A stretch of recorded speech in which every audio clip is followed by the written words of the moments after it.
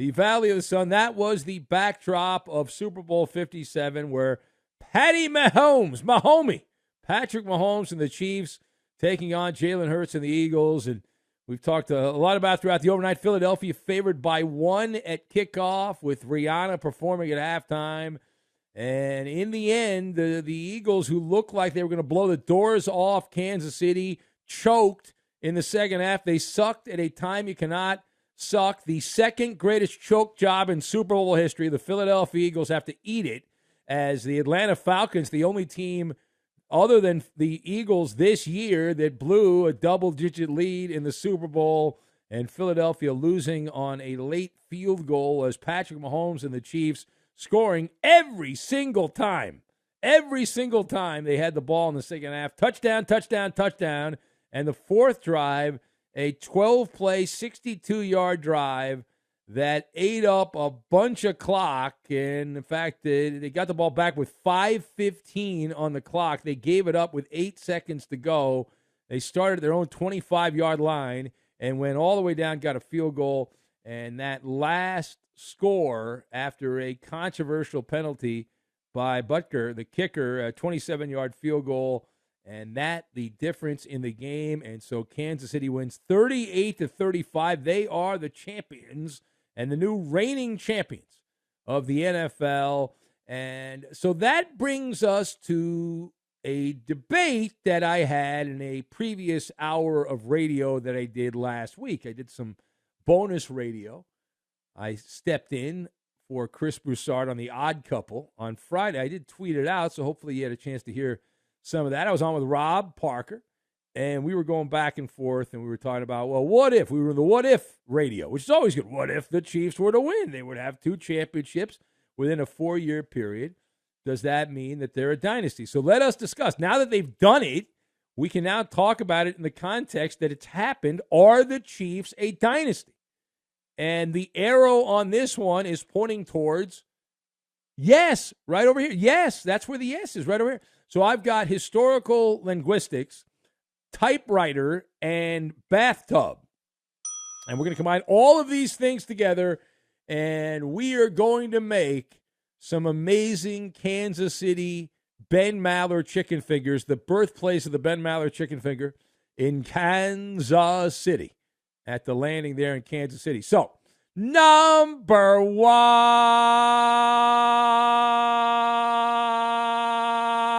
Number one. Last week, when we got into this debate on my guest spot, there was some disagreement. There was some barking back and forth. My man Rob Parker was of the position that this is not a dynasty for Kansas City. And I had to be the bearer of bad news. I had to be the one that points out that things are different now, and we did disagree. And while I don't like it any more than the next person, based on the times that you and I are living in, Patrick Mahomes and friends are the new dynasty of the NFL. Now, we are certainly not language historians, but we can pretend to be them on the radio. But historical linguistics, the people that look at this, they tell us that if you look at the way words are interpreted and their meanings, they change over time. And in our little world of sports, a dynasty up until the 80s and the 90s, that's now over 20 years ago, you had to win 3 titles in a 4-year span or 3 in a row, something along those lines to be considered a dynasty. The bar was relatively high. However, we're not in the 80s or 90s. That's old school, right? In 2023, the kiddos have changed. The standards have been lowered. Just like everything else, everything's lowered, right? The standards are lowered. Words do change meaning all the time and over time. For example, did you know the word awful used to mean worthy of awe?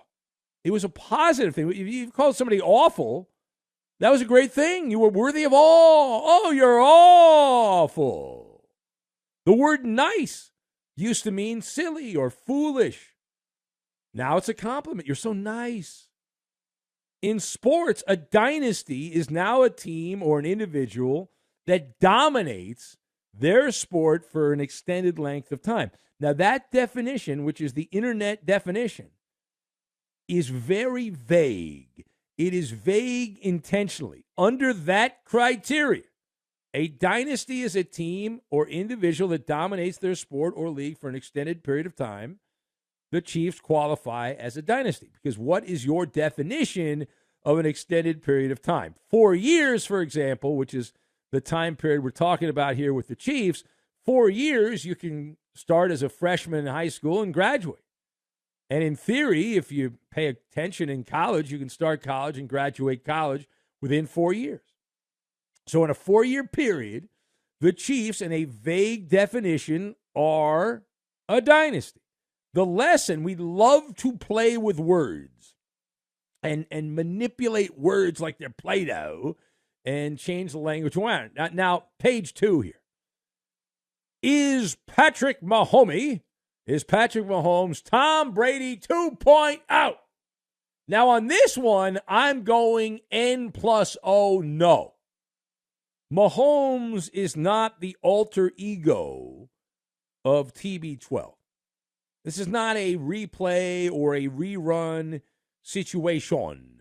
And while Patrick Mahomes is comparable, and in some ways actually better than Brady at the same point in their careers, we would like to not go completely bonkers and be prisoners of the moment. Tom Brady turned out to be a multi-generational unicorn. The odds are against his records being erased, and certainly they're not going to be erased anytime soon, even if Mahomes ends up passing Brady by at some point. But everyone is so obsessed with the next big thing. We got to find the next big thing. Now, my advice is to stop looking for the next big thing and just enjoy the show. Just like if you go to a sporting event, you don't have to hold your phone up at a big moment. You can go online and watch the video, and chances are you're not going to be able to sell whatever video you got for a bunch of money. Like, if you don't really want to watch with your own eyes, just don't go to the event. How about that? But Patrick Mahomes is creating his own giant footprints that with every step that he takes. Imagine, if you will, Mahomes sitting at his antique vintage typewriter, and he's pecking away at the keyboard there as he builds his own resume. He's now up to 2 Super Bowl champions, 2 Super Bowl MVPs. He's a 2-time NFL MVP, became the first MVP in the regular season to win the Super Bowl since Kurt Warner a generation ago. 2-time first-team All-Pro. That's really important. Nobody cares about the Pro Bowl. It's a flag football game. All-Pro matters. 1-time second-team All-Pro. He's led the NFL in passing touchdowns a couple of times, passing yards this year. I can go on and on. And he has been the same player regular season versus postseason. You know, some guys turtle up in the playoffs, and they're half the player they were during the regular season, like Peyton Manning. In many a playoff game, Peyton Manning was a fraud compared to how he played during the regular season. Well, Patrick Mahomes, his regular season passer rating and his playoff passer rating is slightly better in the playoffs, but it's within the margin of error. And now with Tom Brady gone, Mahomes is the new measuring stick. He is the barometer for quarterbacks. But that does not mean that he's Tom Brady 2.0. It just means now Brady's gone, and Mahomes is how you judge these things, and that's how you match up other quarterbacks. Final point, will Andy Reid keep coaching the Chiefs, or is he going to step away? So that was a legitimate question to be asked, and the reason why is because prior to kickoff of the Chiefs' win, 38-35, Jay Glazer, the NFL insider Jay Glazer, he reported that he had spoken to Andy Reid about possibly retiring, and the coach had said that he had to still make the decision. So many media types who love the storyline, they all went to the same sports writing class, they love the storyline, the walk-off win. Final moment in the spotlight, you win the championship, and you go away. It's a very easy story to write. We've all seen the movie. Andy Reid takes the Lombardi and fades into the sunset. It's the Disney ending. And to that, we say, phooey, right? If you feel good, and Andy Reid does appear to feel good, if you love what you do, why would you walk away? Why would you do it? just because you reach a certain number, age-wise, you have to quit doing it. You go and enjoy the bathtub filled with dopamine. And even Andy Reid saying that he's going to come back and coach doesn't guarantee that he's going to come back and coach, right? People change their minds, heat of the moment, and all that stuff. But coaching in the NFL and having a big-time quarterback like Patrick Mahomes, like Andy Reid's worked his entire career to have this opportunity, to have this shot, and to get chance after chance to win championships. And so enjoy the dopamine. Enjoy that. The pathway to pleasure, right? The feel-good hormone, dopamine. Now, meanwhile, reporters were quizzing Big Red after the game there.